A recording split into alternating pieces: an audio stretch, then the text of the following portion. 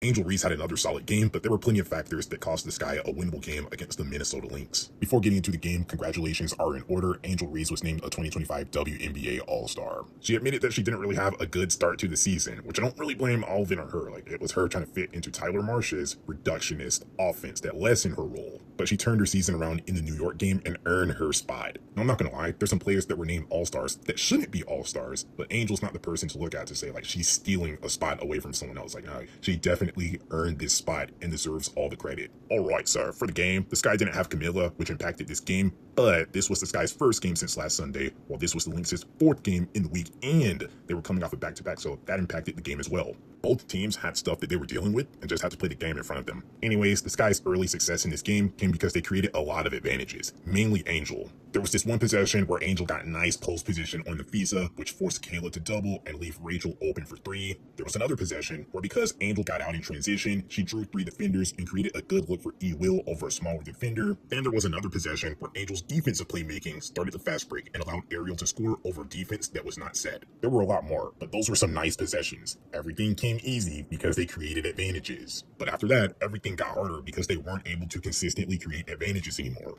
Overall, the Lynx defense was much better, and putting Maria on Angel was a good adjustment. Also, the Haley Van Lith minutes were a complete disaster offensively, while the Diamond Miller minutes were spectacular on both ends. Real game changer for the Lynx. Sometimes it's not all about what the Sky did wrong. Sometimes it's about what the other team did right. This concept was also on display in the clutch. Starting at the 4:39 mark of the fourth quarter, the Lynx scored on 8 out of their final 10 trips down the court, while the Sky scored on 6 out of their final 10 trips down the court, which is good, but not good enough against the Lynx, an elite clutch time execution team that can consistently create advantages and capitalize on them. They're a better coach team, along with being a more talented roster.